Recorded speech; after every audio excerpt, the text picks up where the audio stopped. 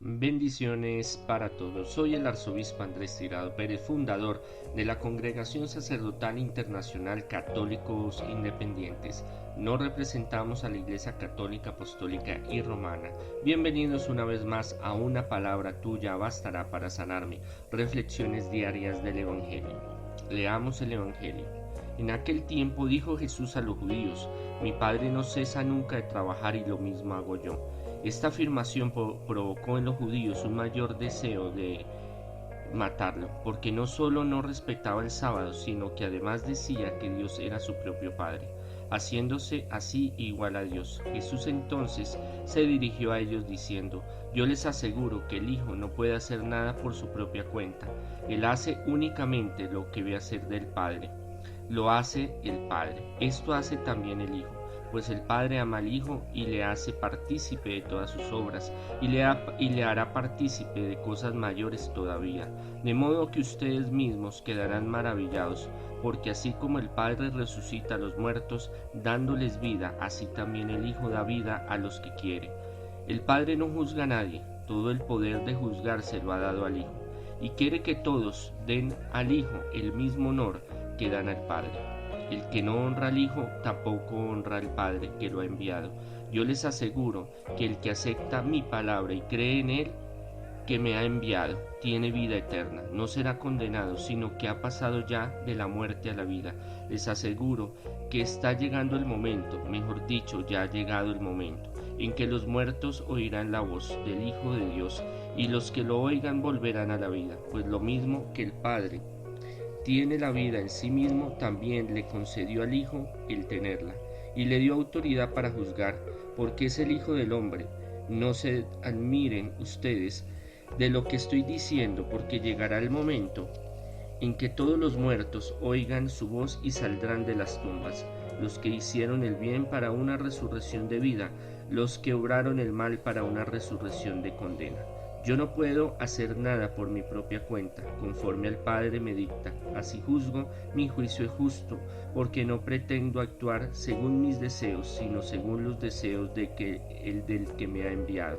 Palabra de Dios, gloria a ti, Señor Jesús. Este es un evangelio muy poderoso, el que leemos hoy. Este fragmento, esta perícopa, este trozo de la palabra del Señor es muy fundamental, muy poderoso, porque revela la naturaleza de Cristo. Es una síntesis cristológica, es una recopilación muy maravillosa, muy profunda que Juan hace. El Evangelio de Juan es un evangelio místico, creado en el tiempo en Pasmos, en tiempo helenístico y de esa escuela joánica, donde todavía se guarda esa esencia, ese sabor del judaísmo, de lo místico, de lo espiritual, de ese encuentro, esa profundidad más allá de las palabras o de los hechos como tal. Algo que también guardan los evangelios sinópticos, Marcos, Lucas, Mateo, pero en Juan llega ya a una formación, a una formulación teológica muy profunda, de revelación, de vivencia. Ahora, nosotros podemos entender a Jesús desde una parte racional, que está muy bien, como Santo Tomás la maneja a través de Aristóteles, una forma a través del conocimiento para llegar a la sabiduría. ¿Qué es la sabiduría? Es Jesucristo, es la síntesis del Antiguo y el Nuevo Testamento. Pero para vivir realmente la realidad de Jesucristo como Señor y Salvador y Dios, tenemos que vivir el Evangelio todos los días. No solo es parte sí de un análisis, parte sí de una forma de racionalizar los acontecimientos que nos narra históricamente los evangelios, que no es historia general, es una historia más específica y bueno, contada desde el ámbito de los testigos que presenciaron de la recopilación de los dichos y hechos de Jesús. Pero para poder llegar a la profundidad de conocer, de comprender realmente la majestad de Cristo, la divinidad de Cristo, tenemos que vivir esa realidad, porque simplemente la forma racional no nos va a permitir comprender, vivir, asimilar, esa es la palabra, asimilar el misterio salvador de Cristo, la divinidad de Cristo, la salvación que nos trae Cristo. Es lo que él trata de hacer en este discurso. Podríamos hablar muchísimas horas sobre él. Cada palabra tiene una importancia, un significado. Les he dicho varias veces en los envíos que hemos hecho y en las reflexiones diarias del Evangelio. Para la mente semítica de los pueblos del Oriente, una palabra no es solo un concepto abstracto como los griegos o los latinos, o grecorromanos, sino que tiene todo un concepto teológico detrás, filosófico, muy profundo, que los griegos llegan a tenerlo, pero no es esa relación tan directa con Dios como lo tiene el pueblo judío. Los griegos lo tenían más hacia sus dioses politeístas, pero llegaban hasta un límite mitológico y un límite racional. No quiere decir de que no haya racionalidad en el pensamiento semítico, en los textos de la Torá, el Tanaj y todo lo que es la Sagrada Escritura del Antiguo Testamento. No, sí lo hay, pero hay una comprensión mucho más profunda, mucho más mística, mucho más teológica, mucho más universal de la simple palabra como tal.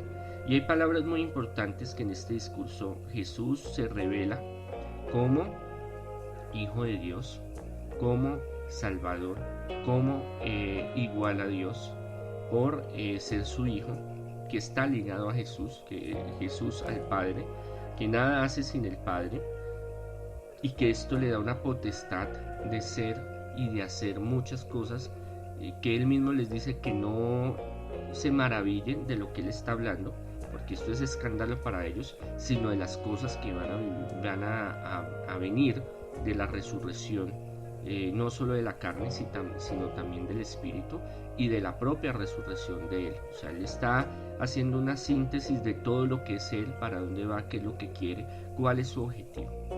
Y está hablando con mucha vehemencia, está hablando con mucha claridad, está hablando con mucho fundamento. No solamente es una teoría, no solamente es un análisis, sino que Él está proclamando la voluntad del Padre, y Él la está haciendo porque lo están cuestionando, lo están persiguiendo, porque quieren acabar con Él. ¿Por qué? Porque no solo va en contra, supuestamente, entre comillas, de una tradición, de una mala interpretación de la Tanaj, de la Torá, de la Sagrada Escritura, en la cual se volvieron tan escrupulosos, sobre todo el día de descanso, volviendo al Génesis, donde el séptimo día Dios descansó. Entonces ellos tenían que llevarlo a un nivel, a la hipotenusa, al infinito y más allá, donde sí, frotar las manos el día de descanso era pecado, iba en contra de la ley. El caminar, el correr algunos objetos ya era pecado. Por eso al paralítico lo cuestionan por coger su camilla, porque Jesús le dijo: coge tu camilla y anda. Y infinidad de muchos artículos y postulados adulterados o mal interpretados. Y entre ellos, pues, que el sábado está sobre la vida humana, sobre la dignidad humana, sobre la restauración humana, sobre la sanación. Y de ahí él prende las alarmas del gran miedo de que vaya a darse una revuelta, vaya a coger mucha fuerza a Jesús, y a través de eso quieran destruir ese statu quo, esa administración que están llevando tanto los escribas, los levitas, los maestros de la ley, los fariseos en diferentes castas, y los saduceos, que manejaban el dinero, las ofrendas, no directamente, pero sí lo manejaban, la administración del templo y de los rituales. Claro, ellos entran en un estado de rabia, de ira contra Jesús, porque Él está siendo muy frentero, muy directo la interpretación. No es que él esté cambiando la ley ni quiera cambiar la ley, porque la ley es la ley y él es sumiso a el mandato de Dios, de su Padre, y entre esos está la ley, pero la interpretación de la ley es otra cosa. Ellos la tomaron de una forma muy radical, muy fundamentalista, muy esclavizante para el propio pueblo, y es lo que Juan el Bautista y Jesús no están de acuerdo, y por eso se da ese cambio y esa, podríamos llamarlo una revolución, una mini revolución social, cultural y religiosa, que Jesús quiere, como los profetas en lo antiguo, dar a conocer una nueva forma de interpretación y de ver las cosas. Entonces, en este discurso él habla muchos postulados muy fundamentales que va a ser el futuro de todo lo que va a ser el cristianismo primitivo y todo lo que los padres de la iglesia van a trabajar, porque Juan es el que cimenta lo que es la parte teológica y mística mucho más profunda, mucho más oriental, si lo podemos hablar así, aunque con los parámetros helenísticos, los parámetros griegos, y esto va a permitir que los nuevos grupos, o sea, este evangelio está escrito tanto para judíos como para neojudíos, si los podemos llamar neocristianos, o judíos que asumieron el cristianismo, y los conversos o los paganos o los gentiles que adoptaban la nueva fe, porque en él es muy complejo de entender, muy complejo de estudiar, pero es fascinante y es muy profundo, y a su vez está todo el mensaje revelador que está en los demás evangelios. O sea, no es apático y no es aparte a los evangelios sinópticos, sino que tiene una forma muy propia Juan y los de su escuela juánica, y lo que van a trabajar por muchos años en estos textos. Por esto estos textos tienen una profundidad mística y teológica, cristocéntrica, mucho más específica, porque ya es una teología reposada, porque es un desarrollo intelectual racional, pero más que todo vivencial. Se toma la palabra, el verbo, y se hace carne, o sea, se hace vida. Ahí es donde Jesús habla de su misión, ahí es cuando él aclara, pero no solo a los fariseos, a los saduceos, a los maestros de la ley, a los levitas, a los ancianos, al partido cananeo, a todos ellos no solamente, sino también a sus seguidores. Acordémonos que Jesús no solo habla en el contexto del momento, sino pasado, presente y futuro, y lo hace alrededor también de sus apóstoles. Ellos aprenden ahí, sus discípulos y sus simpatizantes, pero también nace como una respuesta, como una aclaración y como un enfrentamiento, porque no lo hacía solo venga me excuso, o venga perdóneme, o mire yo hago esto por esto, pero no lo hago de maldad. No, él lo hace porque él tiene la certeza, la convicción de lo que hace es enviado del Padre, y que él comparte el mismo trabajo del Padre, o sea, son de la misma naturaleza. Esto es algo grave para el judaísmo y para el pensamiento de ellos, porque él no solo está yendo contra sus tradiciones supuestamente, o esa mala interpretación de las leyes que ellos tienen, sino que se está autoproclamando hijo de Dios, que es su Padre. O sea, el hacer esta nueva transformación teológica de que el Dios, Yahvé, Elohim, Adonai, es un Padre, esto es un cambio revolucionario. Obviamente no es solo está en Jesús, sino ya en los profetas y en el Antiguo Testamento hay visos de eso, pero Jesús es el que lo sintetiza y lo aclara y lo expande y lo presenta como algo real, como algo vivido, como algo en lo cual debemos de creer, y es esa relación filial del Hijo al Padre, del Padre al Hijo, que es muy profunda, que es creadora, que es renovadora, que es salvadora, que están trabajando en conjunto en tiempo real, están en una dimensión donde los dos son llaverías, donde los dos son prácticamente iguales en poder, pero obviamente los dos tienen su personalidad, aunque comparten la misma esencia. Entonces esto es algo totalmente aberrante para los judíos, porque ellos sí esperaban un Mesías, y aunque en algunos libros apócrifos del Antiguo Testamento, el de Enoch, el de Esther y otros, hablan de que va a impartir el Mesías justicia sobre el pueblo de Israel. Ellos no esperan que Jesús se autoproclame, primero nos dé esa condición de que a través de él podemos salvarnos, porque solo la salvación era de Dios, la resurrección era solo de Dios. Entonces, al decir yo resucito, yo me autorresucito, porque se autorresucitó con la Santísima Trinidad, o sea, un trabajo conjunto. Y aparte él resucita, después vamos a ver eso, él resucita a varios y da vida, vida en abundancia, vida material y espiritual, o sea, reconcilia nuestro espíritu con Dios. Había un gran abismo donde estamos totalmente separados de la presencia divina. Viene Jesús, viene Dios mismo, se encarna, da su sacrificio para que podamos tener la oportunidad de llegar al reino de los cielos. Ya de purificarnos y pagar nuestros pecados es algo individual, algo que es con Él. Por eso Él tiene el poder, la potestad de juzgar, porque el Padre le ha dado ese poder de juzgar. Entonces todos estos conceptos son revolucionarios, son nuevos, en la forma en que Jesús los presenta, en la forma en que Jesús lo vive, en la seguridad de lo que Él dice, la seguridad de las pruebas que Él presenta, las señales y testimonios que Él hace, porque esto los vuelve locos a ellos, porque aparte del que Él lo dice, lo hace. Entonces vemos una concordancia y vemos una credibilidad en su testimonio y en sus pruebas y en las señales y prodigios que Él realiza. Entonces para ellos es blasfemia. ¿Por qué? Porque se está igualando a Dios. Está haciendo de que Dios deje esa lejanía como un Dios tirano, un Dios lejano, un Dios castigador, y nos muestra un Dios de amor, de misericordia. Claro, ahí está la justicia.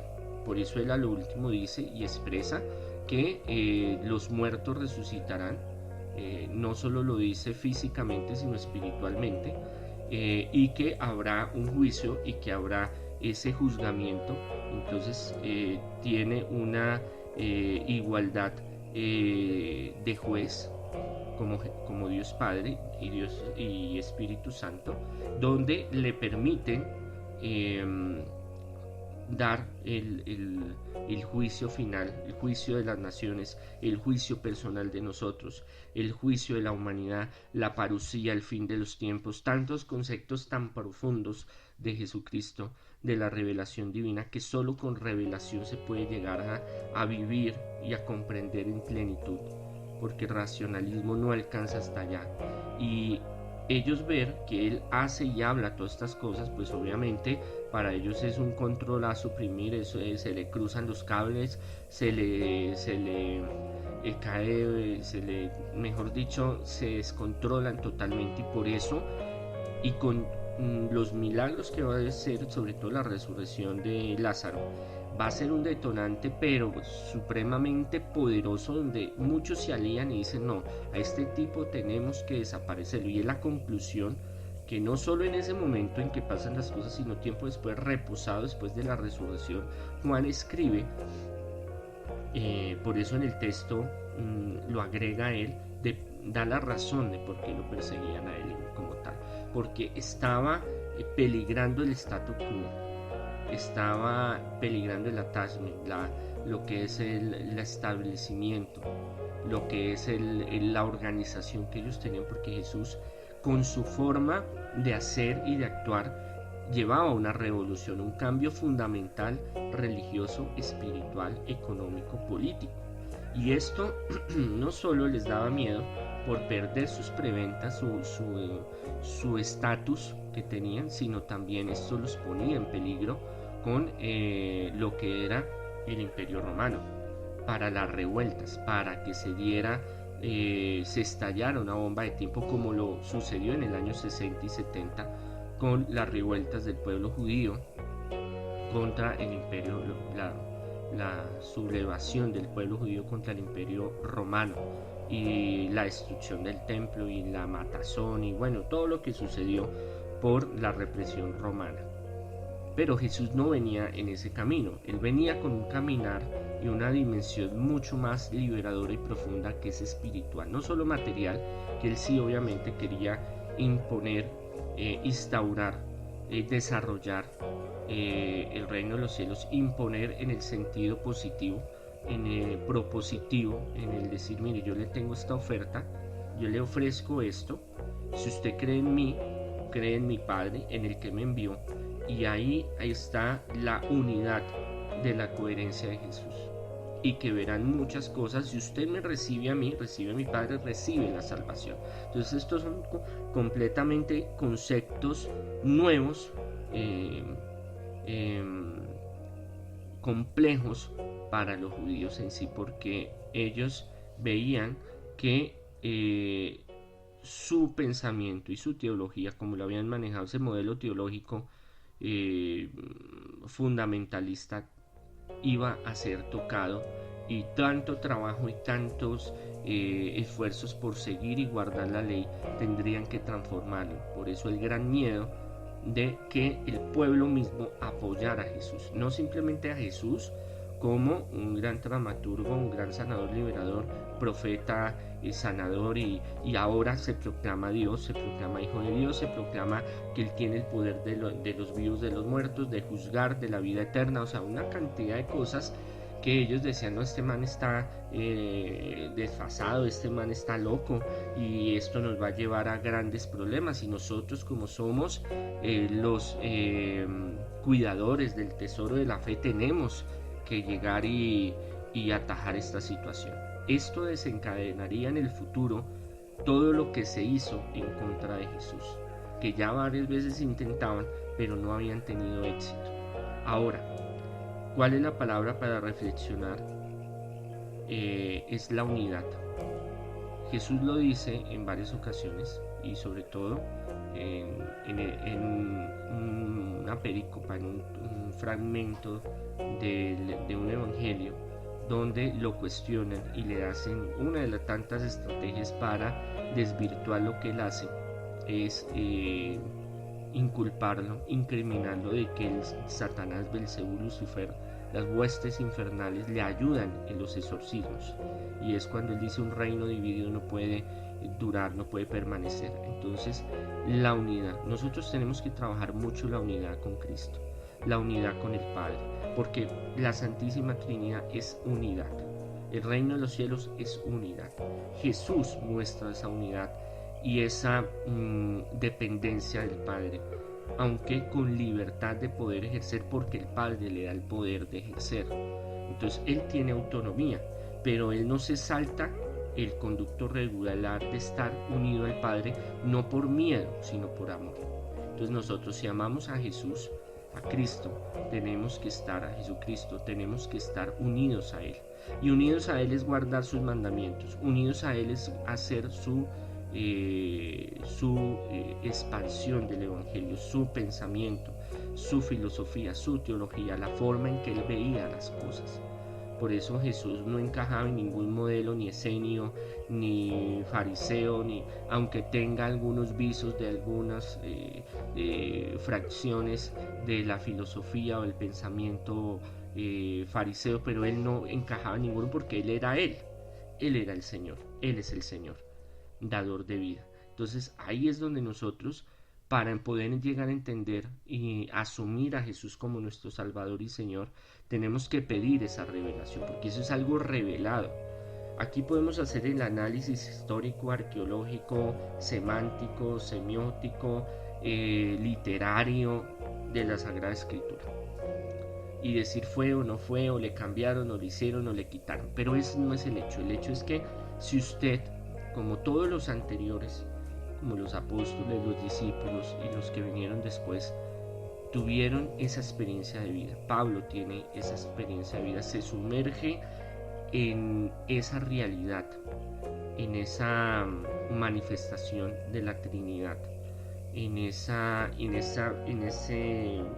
vivir el Evangelio, desarrollar el Evangelio en la vida, no simplemente como una teoría, como un conocimiento teórico, como una hipótesis, una teoría, como tal, sino vivir como vivía Jesús, amar como amaba Jesús, pensar como piensa Jesús. Entonces es algo que nosotros tenemos que buscar la unidad con Él para recibir el reino de los cielos, para recibir su salvación, para recibir su sabiduría, para recibir sus dones, sus milagros materiales y espirituales. Si no estamos en la unidad, estamos fuera. El que no recoge con Jesús desparrama, dice con Él. Dice, entonces nosotros debemos de comprender de que si no estamos con Jesús, si me amas, guarda mis mandamientos, yo estaré contigo y mi Padre también bajará, estará contigo y seremos una nueva criatura, seremos un solo ser, dice la Sagrada Escritura. Entonces, si nosotros no entendemos esa unidad teológica, esa unidad fundamental de esa revelación que hace a los que lo seguimos realmente, que no cogemos el Evangelio solo como venga, reflexionamos, venga, hacemos un análisis, venga a ver si sí o no, a ver qué pasa. No, es que vivimos el Evangelio. Para vivir el Evangelio hay que tener ese encuentro místico, espiritual, esa revelación, es una revelación, es algo que se da, que lo da el Espíritu Santo. Entonces, para llegar a creer realmente que Jesús tiene el poder, para realmente ver más maravillas que Él dice que se van a realizar, porque cuando Él habla no solo habla en ese momento, habla pasado, presente y futuro, tanto en ese momento histórico como el que estamos viviendo ahora nosotros, nuestro momento histórico. Y Él tiene ese objetivo de llevarnos al Padre, de unirnos a Él sin perder nuestra identidad, sin perder nuestra naturaleza, sin perder nuestra esencia, pero sí agregando en nuestro ser esa revelación, que esa revelación nos va a permitir llegar a la presencia de Dios, nos va a permitir ver, vivir, sentir, desarrollar un mundo hermoso, maravilloso, que nos va a hacer felices. Realmente ahí está la paz, realmente ahí está la felicidad, realmente ahí está la razón de nuestra vida, de nuestro existir, para dónde vamos, qué es lo que queremos, cómo queremos hacer las cosas. Ahí está realmente el inicio de todo. Por eso el gran peligro que representaba Jesús para estas élites y estos pensamientos religiosos y políticos y económicos del pueblo de Israel. Y por eso deciden hacer toda una estrategia para poderlo entregar, porque antes no podían hacerlo, no se dieron las condiciones para desaparecerlo, para matar. Y eso Juan no lo aclara hoy en el Evangelio y nos muestra en esa síntesis que él escribe el mensaje de Jesús, la realidad de Jesús, la visión de Jesús, la manifestación de Jesús, de que no es simplemente un tipo normal que llegó y dijo, venga, vamos a hablar de lo espiritual, venga, yo les voy a ayudar. No, es que es Dios que se encarna para traernos la salvación, para unirnos al Padre. El concepto de Padre es un concepto muy evolucionado, que no es la concepción de Dios solamente generalizada del Antiguo Testamento o de dioses en los pueblos semíticos, sino tiene una relación muy directa de amor, de misericordia, de encuentro con Dios. Porque si amamos a Jesús, si amamos a Dios, si amamos al Espíritu Santo, al Padre, nos vamos a amar a nosotros mismos, y el amor genera una fuerza renovadora, el amor genera sanación, liberación, prosperidad, alegría, milagros, porque ahí se activa el poder de la Trinidad, el poder conjunto en que está el Padre, el Hijo y el Espíritu Santo. Y ahí es cuando se crean, se manifiestan, se desarrollan, se hacen carne viva, se vuelven material todos esos milagros y promesas de Jesús. Pero para llegar en ese nivel alto de espiritualidad tenemos que trabajar mucho, tenemos que profundizar mucho, tenemos que buscar esa realidad, pedirle a Dios que se manifieste esa revelación de Jesús en nuestra vida como Señor y Dador, como Dios Todopoderoso, no simplemente como un escrito, un análisis de un texto, como solo un análisis histórico, o como un judío más, o como un personaje más, porque nosotros vivimos de la gracia de Dios y estamos en ese camino de perfeccionamiento espiritual, y ese camino de perfeccionamiento espiritual es lo que Jesús quiere. Y para llegar a ese camino tenemos que profundizar en cómo vivía Jesús, cómo pensaba Jesús, cómo actuaba Jesús y cómo nosotros podemos llegar a esa fusión trinitaria, a esa fusión con Cristo, a llegar a ser Cristos en Cristo.